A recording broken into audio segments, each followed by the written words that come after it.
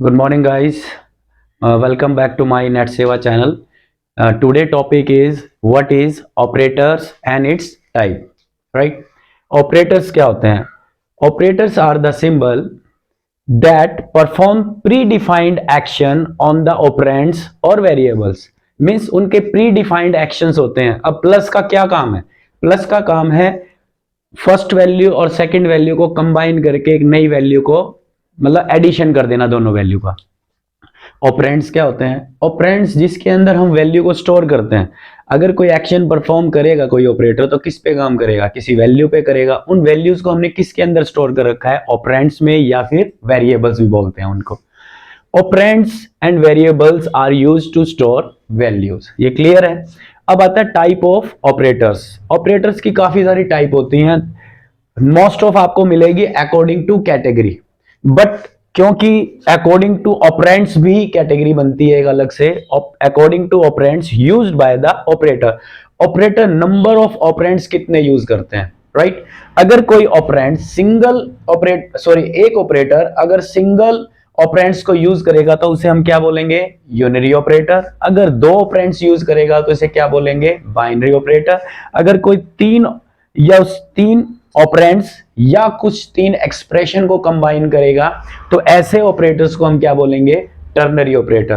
Ternary operator जो है हमारा कंडीशनल ऑपरेटर ही होता है।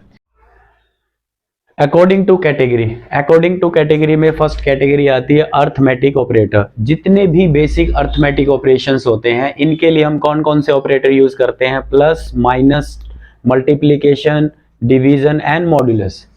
अगर हम प्लस ऑपरेटर अप्लाई करेंगे तो कैसे अप्लाई करेंगे? एग्जाम्पल के तौर पे मैंने क्या किया, तीन वेरिएबल्स बनाए। इंट x इक्वल टू 5, उसमें 5 असाइन कर दिया। y इक्वल टू 10, उसमें 10 असाइन किया। z इक्वल टू 0, 0 से कुछ फर्क नहीं पड़ता, बल्कि एक बेनिफिट मिलेगा, कोई गार्बेज वैल्यू नहीं आएगी z के अंदर।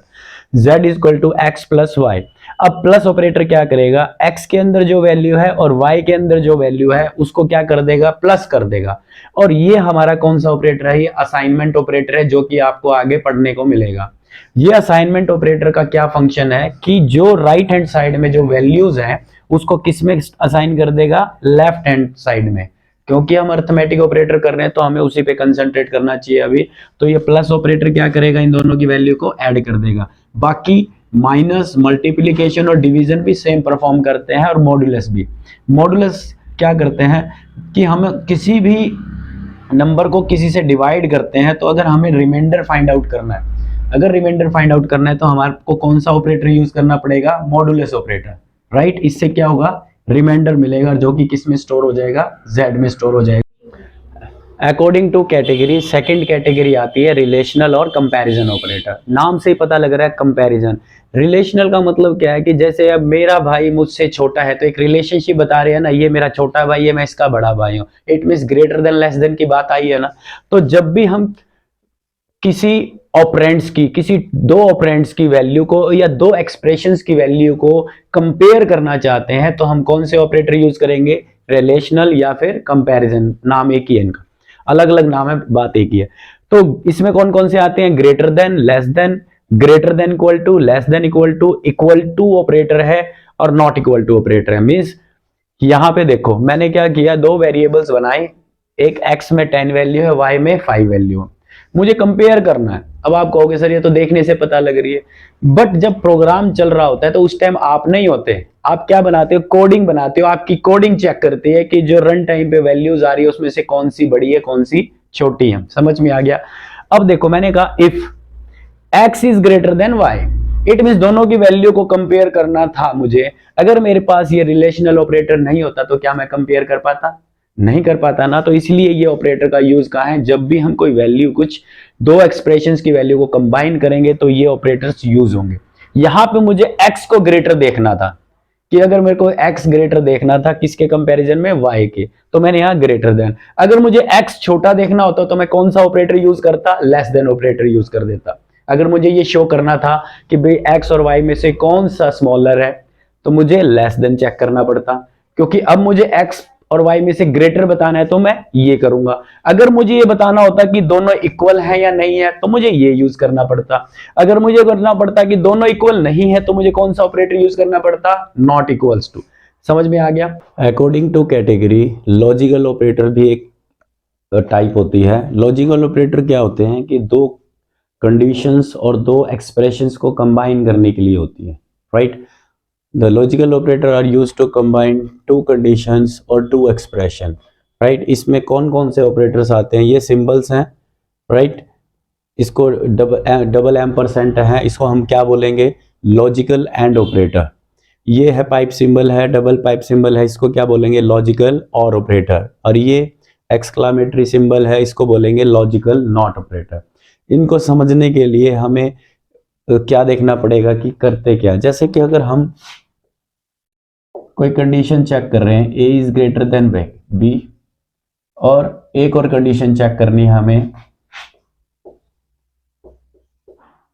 If A is greater than C. अब इस तरह से इसका मतलब क्या है कि हम ए बी सी के अंदर कंपैरिजन कर रहे हैं, और ए को ये देखने के लिए कि ये ग्रेटर है या नहीं है, तो इसका कंपैरिजन हम ए का कंपैरिजन बी से करेंगे, ए का कंपैरिजन सी से करेंगे, राइट। इसके लिए हमने कितनी स्टेटमेंट्स यूज करी, 2 स्टेटमेंट यूज करी। इस चीज को हम रिमूव करके एक ही स्टेटमेंट में बना सकते हैं। जैसे अब 2 कंडीशंस को हमने क्या किया, कंबाइन कर दिया। कैसे कंबाइन कर दिया, एक कंडीशन तो ये होगी, एंड लगा के एक दूसरी कंडीशन और लिख दी, A is greater than C, right. अब कुछ भी अगर आपको ए ग्रेटर देन बी है और ए ग्रेटर देन सी है, एंड का यूज क्या होता है, एंड का मतलब होता है कि इसको चेक करने पे हमारे पास क्या आएगा और इसको चेक करने से क्या आएगा। अगर इनका रिजल्ट 1 1 है तभी कुछ आउटपुट निकलेगा, मीन्स तभी इफ का ट्रू पार्ट एग्जीक्यूट होगा। अभी थोड़ा थोड़ा समझो, उसके बाद में लास्ट में आपको समझ में आ जाएगा। इट मीन्स जब भी हम कोई कंडीशन चेक करते हैं, जब भी हम कोई कंडीशन चेक करेंगे तो हमारे पास रिजल्ट में क्या मिलेगा, या तो 0 मिलेगा या फिर नॉन जीरो वैल्यू मिलेगी।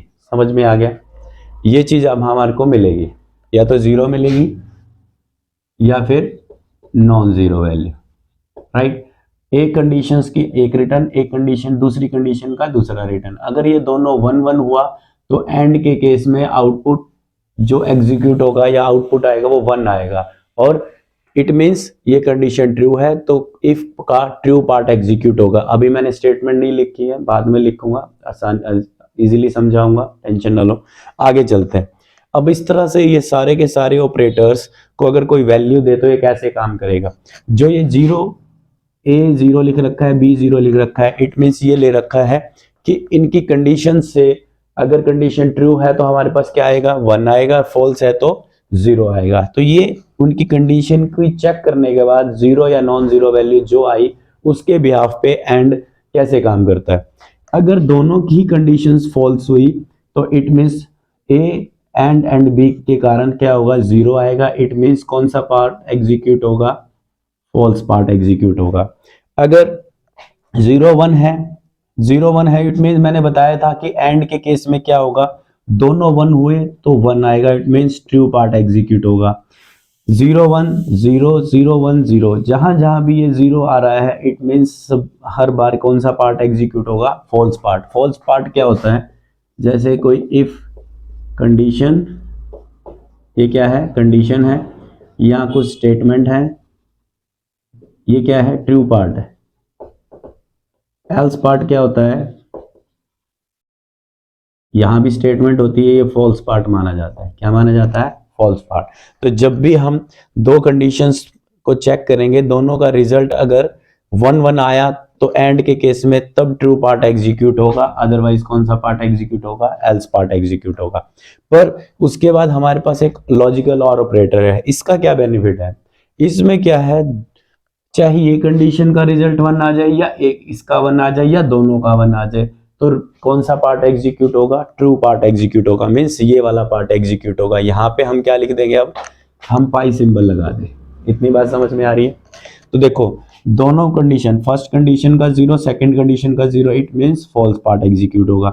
यहाँ पे फर्स्ट कंडीशन का रिजल्ट 0 और उसका नॉन जीरो, तो रिजल्ट क्या आएगा, non zero, means true part execute होगा। इससे भी ट्रू पार्ट एग्जीक्यूट होगा और इसमें भी ट्रू पार्ट एग्जीक्यूट होगा। आगे समझ में? आपको एंड, लॉजिकल एंड आ गया, लॉजिकल और आ गया और नॉट आ गया। इसको और डिफाइन करेंगे अलग से। अब आपके पास आ गया नॉट ऑपरेटर। नॉट का काम क्या होता है?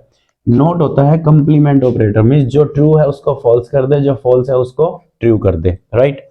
जैसे अब ये जीरो जीरो ए है ना, तो अगर हम इसका कंप्लीमेंट या लॉजिकल नॉट निकालते हैं तो ये इन्वर्टर की तरह काम करेगा। जीरो को क्या कर देगा? वन। जीरो को क्या कर देगा? वन। वन को क्या कर देगा? जीरो।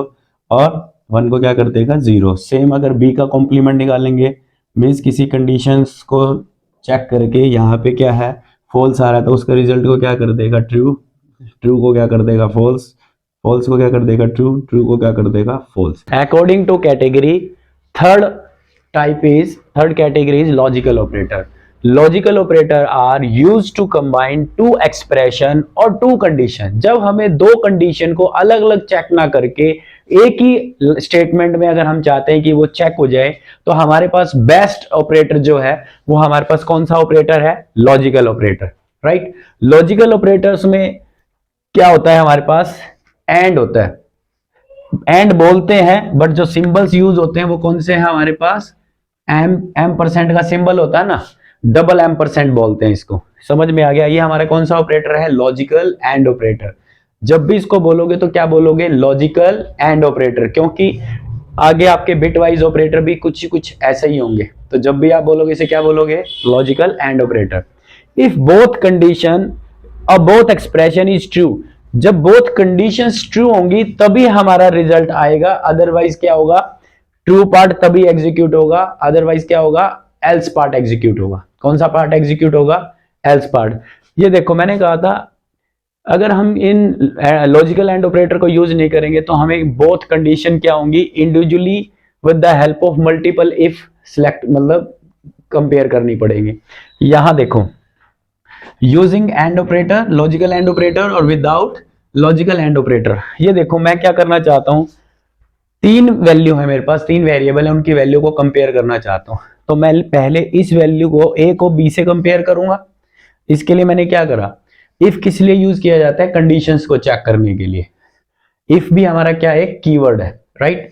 यहां एक कंडीशन लिखी, अगर ये कंडीशन ट्रू होगी तभी इफ का अंदर वाली बॉडी पार्ट जो होता है वो एग्जीक्यूट होता है। उसके अंदर फिर हमें क्या लेना पड़ेगा? एक और इफ लेना पड़ेगा, क्योंकि अगर तीन वैल्यूज हैं तो एक का दूसरी से कंपेयर करने के बाद हम डिसीजन नहीं ले सकते कि ए जो है वो सी से भी ग्रेटर होगा। तो यहां पे हम किससे कंपैरिजन करेंगे?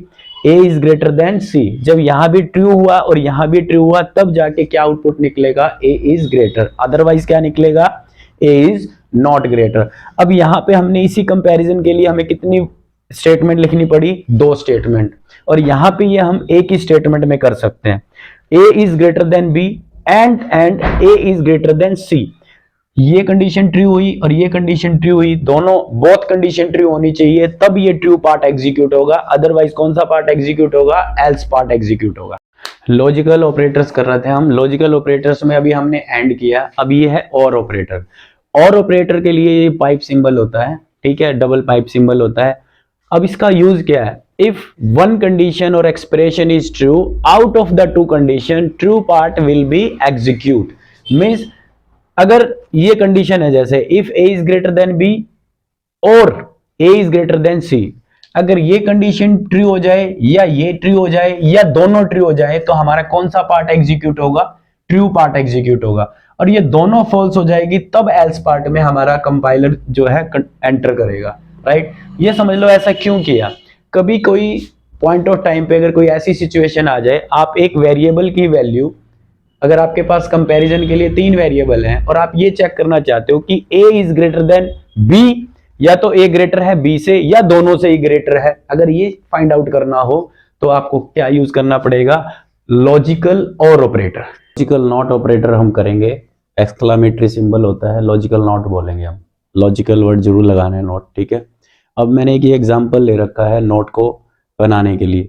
नोट क्या करता है? अगर कोई कंडीशन चेक की है हमने, उसके रिजल्ट को अगर हमने 0 को 1 और 1 को 0 करना हो, ट्रू को फॉल्स और फॉल्स को ट्रू करना हो, मीन्स समझ में आया? उसके लिए है मीन्स ये एक इन्वर्टर की तरह काम कर रहा है।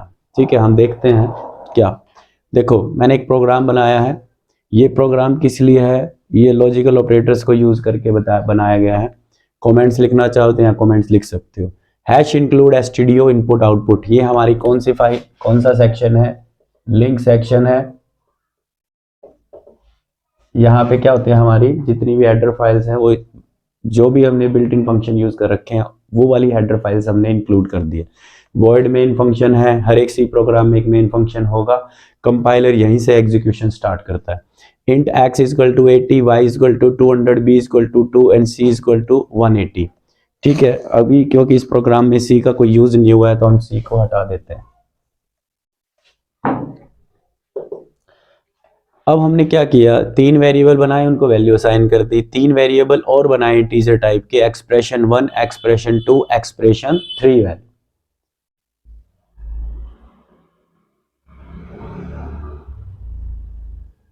एक्सप्रेशन 1 में क्या किया हमने, x is less then y, ये कंपैरिजन किया ब्रैकेट में, और पाइप सिंबल, इसको क्या बोलते हैं, लॉजिकल और।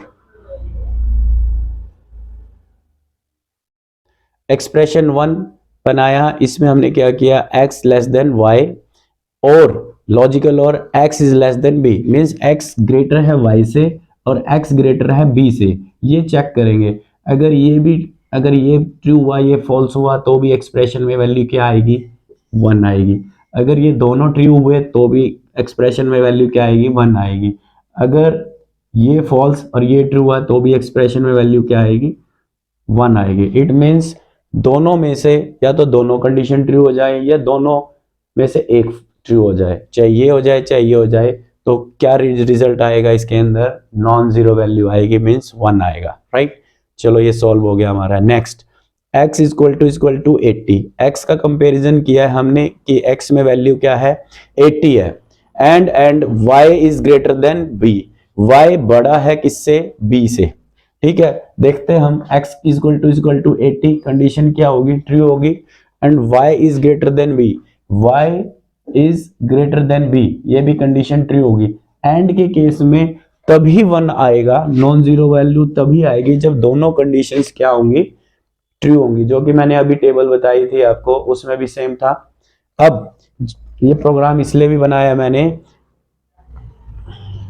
अब एक्सप्रेशन 3 है, ये हमारा लॉजिकल नॉट ऑपरेटर है, y is greater than x, देखना y is greater than x है, कंडीशन यहाँ पे क्या है, ट्रू है। इट मींस जब ये सॉल्व होगी, जो ब्रैकेट सॉल्व होगी तो आउटपुट आएगा 1, बट ये नॉट लगाने से अब इसके अंदर वैल्यू क्या चली जाएगी, 0, तो मींस एक्सप्रेशन में क्या स्टोर हो जाएगा, 0। उसके बाद हमने क्या किया, एक्सप्रेशन की वैल्यू, एक्सप्रेशन 1, एक्सप्रेशन 2, एक्सप्रेशन 3 की वैल्यू को मॉनिटर पे दिखा दिया, तो हमारे पास क्या वैल्यू आएगी, इसमें आएगा 1, क्योंकि ये भी ट्रू है और दोनों में से एक ट्रू है, क्योंकि और लगा हुआ है ना, तो इसका मतलब ये ट्रू है और ये क्या है, false. x is less than b, ये फॉल्स हो गई है, फॉल्स हो गई है, तो रिजल्ट में हमारे पास दोनों में से एक ट्रू चाहिए थी, 1 आ गया।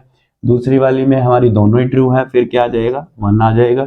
और इसमें क्या था, कंडीशन तो ट्रू थी, बट ये इन्वर्टर की तरह काम करेगा, ये क्या करेगा, ट्रू को किस में कन्वर्ट कर देगा, फॉल्स में, y is greater than x, तो ये फॉल्स आएगा इसमें। According to category, conditional operators एक टाइप और होती है कंडीशनल ऑपरेटर की, और जैसे मैंने पहले बताया था, एक अगर नंबर ऑफ ऑपरेंड्स कितने यूज करता है उसके हिसाब से ये कौन सा ऑपरेटर है, ternary operator. This operator is an alternative of if else statement. If else statement means अगर हम कोई इफ एल्स स्टेटमेंट यूज करते हैं किसी भी चीज को कंपेयर करने के लिए, जैसे कि ये है, एक मैंने 2 एग्जांपल आपको दे रखे हैं, इन एग्जांपल से आपको पता लग जाएगा कि इसका क्या यूज है। देखो मैंने एक एग्जांपल लिया, greater among 2 number using if else statement. आपको एक प्रोग्राम सा बनाना है जिसमें आपको greatest among 2 number find out करना है। हमने वॉइड मेन बनाया, ब्रेसिस ओपन की, int x int y, x में 15 डाल दिया, y में 10 डाल दिया। अब दोनों में से कौन सा ग्रेटर ये फाइंड आउट करना है, तो हम क्या स्टेटमेंट यूज करेंगे, if statement. If a is greater then b, अगर a ग्रेटर है b से तो इट मींस ऑब्वियसली है a ग्रेटर प्रिंट कर देंगे, एल्स क्या प्रिंट कर देंगे, b इज ग्रेटर। राइट। और उसके बाद ये ब्रेसेस है मेन की, इसको हम क्या कर देंगे, क्लोज कर देंगे। ये तो है इफ एल्स। इसके लिए हमें कितनी लाइन लिखनी पड़ी, 1 2 3 4, 4 लाइनों में इसको कंप्लीट करना पड़ा। अगर हम यही चीज किसके थ्रू करते हैं, कंडीशनल ऑपरेटर के थ्रू, तो कैसे करेंगे, देखो void main int x equal to 15 y equal to 10, same है। हमने कहा x is greater than y, अगर है इसका मतलब होता है x is greater than y है, मींस कंडीशन ट्रू है, तो print a is greater than, colon का मतलब होता है else part, print b is greater. अगर ये कंडीशन फॉल्स होगी तो कौन सा पार्ट एग्जीक्यूट होगा, ये, क्योंकि यहाँ पीछे स्पेस नहीं था तो इसको मैंने नीचे लिख दिया, ये एक सिंगल लाइन ही मानी जाएगी, right. According to category bitwise operators भी होते हैं आपके। बिटवाइज ऑपरेटर का क्या स्पेसिफाइड फंक्शन होता है, बिटवाइज ऑपरेटर कुछ भी आप एक्टिविटी परफॉर्म करोगे, कुछ भी करोगे तो वो बिट लेवल पे करेगा। बिट लेवल मीन्स अगर हम जैसे अभी ये डेसिमल नंबर ले रखे हैं हमने, तो जब भी इस पे कुछ एक्टिविटी परफॉर्म करेगा तो इस डेसिमल नंबर को बाइनरी नंबर में कन्वर्ट करेगा, इसको बाइनरी नंबर में कन्वर्ट करेगा, तब जाके ये कुछ एक्टिविटी परफॉर्म करता है। Means bit level, bitwise operator are used to manipulate the data at bit level. ये हमारे पास जो है बिट वाइज ऑपरेटर हैं, ये सिंबल्स हैं जिनको मीनिंग या नाम क्या है इनका।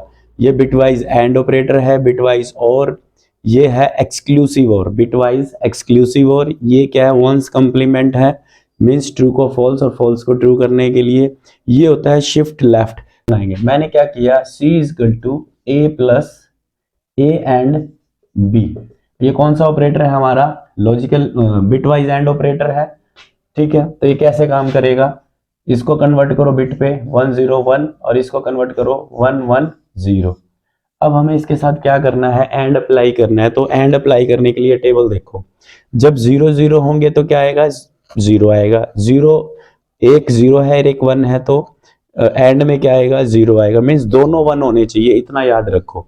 अब इसमें ये दोनों 1 नहीं है तो 0 आएगा, ये भी नहीं है तो ये भी, और ये दोनों 1 है तो क्या आ जाएगा, 1 आएगा। तो इसका आउटपुट हम निकालेंगे तो कैसे आएगा, 1 2 4 8, तो ये किसके इक्विवेलेंट आ गया, 4 के इक्विवेलेंट आ गया, राइट। इसको सॉल्व करके देखना, कुछ प्रॉब्लम हो तो कमेंट्स करना। फिर क्या है, अब अगर मैं इसकी जगह ये अप्लाई करता, c is equal to a logical और दिस, तो अब ये क्या होता, वही इसको कन्वर्ट करते 101 में, इसको भी कन्वर्ट करते 110 में। अब इसके ऊपर कौन सा लगता, और लगता, और क्या कहता है, दोनों में से कोई एक 1 आ जाए तो 1 होगा, तो दोनों में से एक 1 आ जाए तो ये 1 और ये 1, ये आउटपुट में क्या आ जाएगा, 1 2 4, तो कितना हो गया, ये किसके इक्विवेलेंट हो जाएगा, जिस जिसके नीचे 1 है उसको काउंट कर दो। ये क्या होता है, किसी भी डेसिमल नंबर का बाइनरी नंबर निकालने का शॉर्टकट होता है। आप रिवर्स काउंटिंग करो, 1 2 4 8। अब मैं जहां जहां भी 1 लिख दूं और बाकियों के नीचे 0 कर दूं तो ये मेरा किसके इक्विवेलेंट आ गया, 8 के इक्विवेलेंट। अगर मुझे 12 के इक्विवेलेंट करना है तो 1 यहाँ और यहाँ, तो ये 0 0, ये किसके इक्विवेलेंट आ गया, 12 के इक्विवेलेंट आ गया। इस तरह से ये सॉल्व करेंगे। और ये है कॉम्प्लीमेंट। कॉम्प्लीमेंट से पहले हम एक्सक्लूसिव और करते हैं। बाय चांस इन्हीं वैल्यूज पे मैं एक्सक्लूसिव और कर देता हूं, बिल्कुल सिंपल है, अगर ये टेबल याद है तो सब कुछ हो जाएगा। अब मैंने यहाँ पे इसको क्या यूज कर दिया, एक्सक्लूसिव और कर दिया। एक्सक्लूसिव और करने के लिए वही बिट लेवल पे 5 को हम 101 लिखेंगे और इसको 110 लिखेंगे। एक्सक्लूसिव और क्या कहता है, एक्सक्लूसिव कहता है सेम सेम अगर होंगे, मीन्स सेम सेम मीन्स ये और ये वैल्यू सेम हुई तो रिजल्ट क्या आएगा, 0 आएगा, और डिफर होगा तो क्या आएगा, 1 आएगा, ठीक है। अब देखो ये 0 0 है तो 0 0 है तो क्या आएगा, एक्सक्लूसिव और को देखो क्या आएगा, 0 0 है तो 0, सेम हैगा तो 0, जैसे भी ये 1 1 है तो क्या आएगा 0, अगर ये डिफर होंगे तो क्या आएगा 1, सेम अप्लाई कर दो, डिफर होगा तो 1, डिफर होगा तो 1 और सेम सेम होगा तो 0। ये कौन सा हो गया, एक्सक्लूसिव और हो गया, क्योंकि ये सिंबल हो गया। अब ये आउटपुट देखो 1 2, तो ये किसके इक्विवेलेंट हो गया, 3 के इक्विवेलेंट हो गया। आगे समझ में, अगर मैं प्रिंट करता हूं यहाँ पे,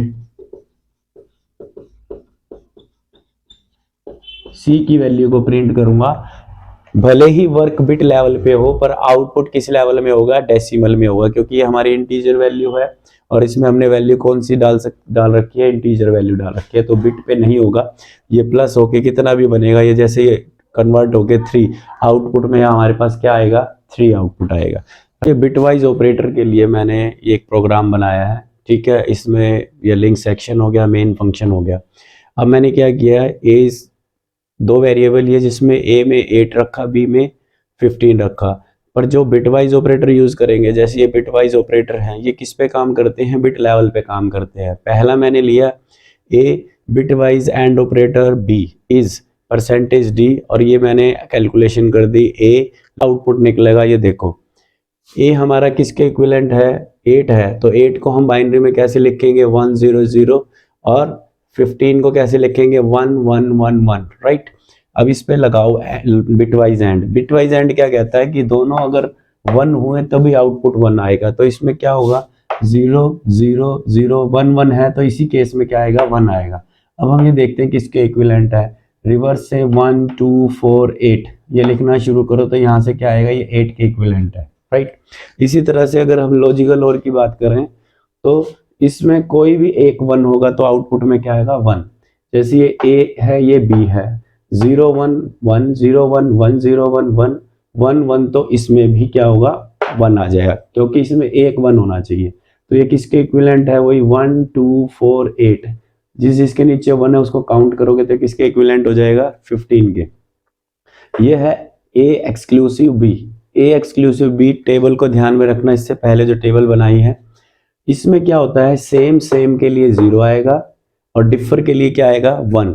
0 और 1 डिफर है तो यहाँ क्या आएगा, 1 0 1 1 0 1 1, और ये सेम है 1 1, इट मीन्स यहाँ क्या आएगा, 0। अगर हम इस पे 1 2 4 लेफ्ट राइट हैंड साइड से लेफ्ट की तरफ लिखते चले जाएंगे तो क्या हो जाएगा, 1 2 4, और जिसके नीचे 1 है उस डिजिट्स को, डेसिमल डिजिट को काउंट कर लो तो पता लग जाएगा ये 0 1 1 किसके इक्विवेलेंट है, ये किसके इक्विवेलेंट है, ये हमारा 7 के इक्विवेलेंट है, राइट। एक हमारा होता है left shift bitwise operator, means हमारी जो बिट है वो मूव हो रही है, राइट। जैसे ये किसको शिफ्ट किया जा रहा है, ए को, ए में क्या है 1 0 0, ठीक है। अब इस तरह मूव करते हैं तो ये बिट क्या होते हैं, जो हम डेसिमल से बाइनरी में कन्वर्ट करते हैं या बाइनरी से डेसिमल में कन्वर्ट करते हैं, ये हम इस तरह का एक लॉजिक यूज करते हैं। तो 1 2 4 8, उससे नेक्स्ट क्या आ जाएगा 16, उससे नेक्स्ट क्या होगा 32, और उससे नेक्स्ट क्या होगा 64 बिट।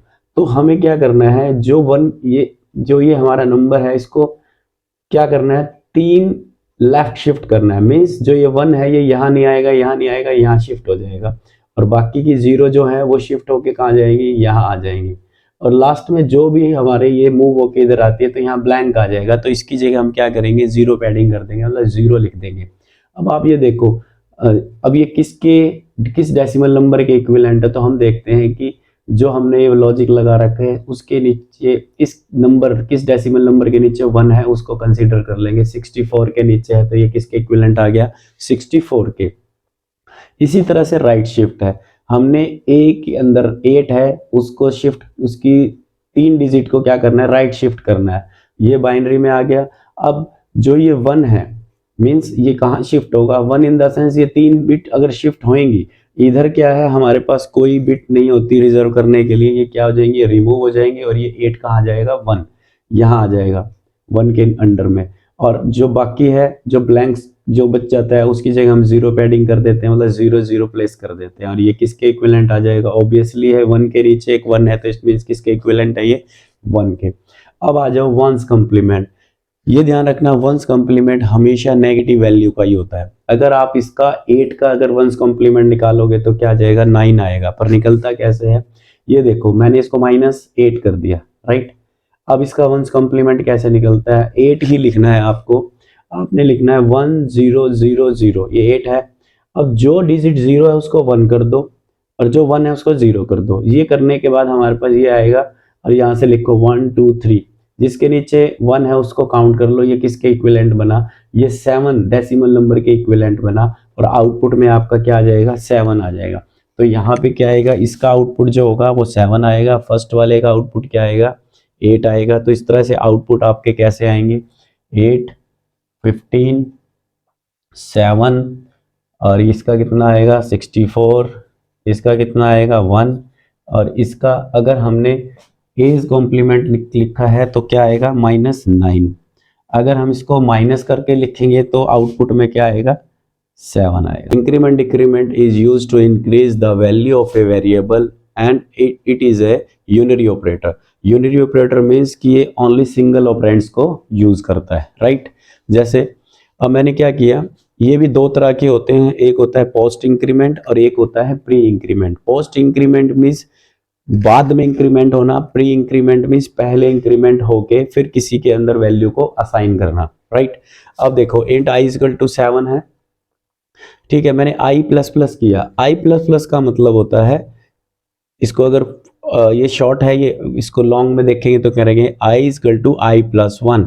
i के अंदर जैसे 7 है, 7 में एक और प्लस हो तो i में क्या बन जाएगा 8। तो ये i में अब इस टाइम क्या वैल्यू आ जाएगी 8, ठीक है। ये तो हो गया हमारा पोस्ट इंक्रीमेंट की। प्लस प्लस क्या आ रहा है बाद में आ रहा है, इसमें प्लस प्लस क्या आ रहा है पहले आ रहा है। समझ में आ गया। इसको समझने के लिए हमें ये एग्जांपल देखना पड़ेगा। x की वैल्यू है 7 और y एक कोई वेरिएबल है, उसके अंदर हमने क्या किया x++। जब इस तरह की सिचुएशन आएगी तो पहले ये असाइनमेंट ऑपरेटर काम करेगा, क्या करेगा, x की वैल्यू किस में आ जाएगी y में, तो y में कितना आ गया 7 और उसके बाद प्लस प्लस, तो मीन्स x की वैल्यू कितनी हो जाएगी 8, क्योंकि x में पहले क्या था 7 और अब 1 प्लस और हो जाएगा तो कितने इक्विवेलेंट हो जाएगी 8। अगर यही प्री इंक्रीमेंट के साथ करें तो क्या होगा, x = 7, y में क्या करा हमने प्लस प्लस x किया, तो पहले क्या होगा ये वाली चीज हैंडल होएगी, प्लस प्लस x का मतलब है x में 7 है तो ये क्या हो जाएगा 8, ठीक है। x में तो 8 हो गया, उसके बाद ये असाइनमेंट होएगी y में, तो y में भी क्या वैल्यू आ जाएगी 8। ये डिफर होता है प्री और पोस्ट का, राइट। इसके अलावा अपने पास डिक्रीमेंट और भी होता है। डिक्रीमेंट का क्या यूज होता है, सेम है डिक्रीमेंट भी, सेम डिक्रीमेंट काम करेगा। मीन्स जैसे i की वैल्यू ये है तो हम क्या करेंगे, डिक्रीमेंट के लिए हम यूज करते हैं माइनस माइनस। मैंने किया i माइनस माइनस, इससे क्या होगा i की वैल्यू क्या हो जाएगी 6 हो जाएगी।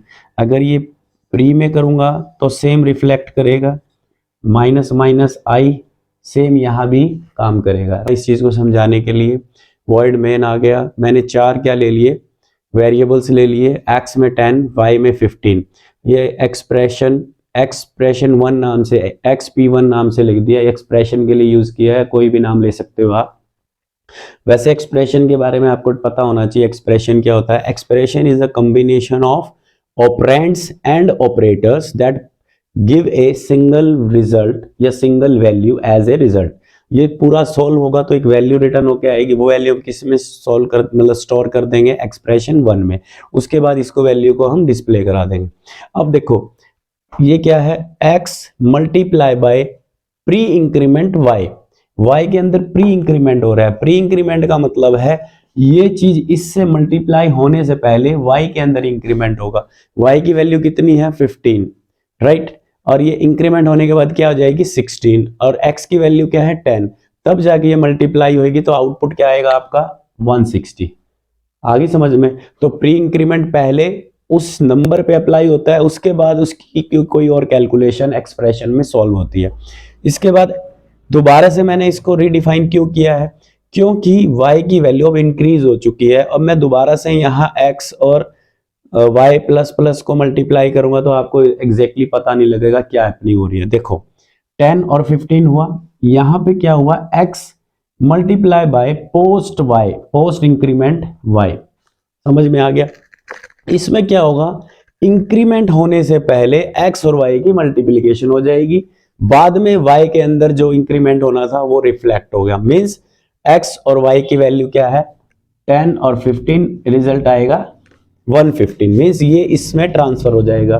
उसके बाद y के अंदर इंक्रीमेंट हो जाएगा। अब y कितना हो जाएगा, y हो जाएगा 16। कितना हो जाएगा 16, राइट। टू कैटेगरी में असाइनमेंट ऑपरेटर और शॉर्ट एंड असाइनमेंट ऑपरेटर भी आते हैं, बहुत इंपॉर्टेंट है, विदाउट असाइनमेंट तो कुछ भी काम नहीं होगा। Assignment operator is used to assign a value to an operands और ए वेरिएबल। किसी भी वेरिएबल में या ऑपरेंड्स में अगर आप वैल्यू स्टोर नहीं करोगे तब तक कैलकुलेशन क्या करोगे। तो किसी भी वेरिएबल में वैल्यू स्टोर करने के लिए हम कौन सा ऑपरेटर यूज करते हैं, असाइनमेंट ऑपरेटर। ये वो इक्वल टू ऑपरेटर है जो आप मैथ में दो वैल्यूज को इक्वल कंपेयर करने के लिए करते हो, बट यहाँ पे इसका नाम क्या है, असाइनमेंट ऑपरेटर है, ये ध्यान रखना। अगर कंपैरिजन के लिए यूज करोगे तो हमने लॉजिकल ऑपरेटर पढ़े थे जिसमें डबल इक्वल टू आता है, राइट। चलें आगे। अब देखो असाइनमेंट ऑपरेटर के साथ साथ कुछ हमारे पास शॉर्ट एंड असाइनमेंट ऑपरेटर होते हैं, plus equal to, minus equal to, multiply equal to और division equal to. Plus equal to का यूज क्या है, x प्लस इक्वल टू 2 का मीनिंग होता है कि x equal to X plus 2। ये शॉर्ट फॉर्म है इसलिए शॉर्ट एंड असाइनमेंट ऑपरेटर बोलते हैं। और लॉन्ग टर्म में क्या लिखेंगे, x equal to X plus 2, X के अंदर 2 को प्लस करो और फिर वापस किस में स्टोर कर दो, x में, right. x plus equal to y भी आ सकता है, कोई और वेरिएबल भी आ सकता है, करना कुछ नहीं है, उसकी वैल्यू को ही प्लस करना है, x प्लस वाई। इसको लिखेंगे कैसे, x equal to X plus Y, right, बाकी सब सेम है। x माइनस इक्वल टू 3 का मतलब होता है x equal to X minus 3। x में कितना है 5, माइनस 3 करेंगे तो क्या आ जाएगा 2। ठीक है गाइज, आपका आज सारे ऑपरेटर्स हो गए हैं। ठीक है, अगर मेरा वीडियो अगर आपको अच्छा लगा हो तो इसे लाइक करना, शेयर करना और सब्सक्राइब करना। Thank you, have a nice day.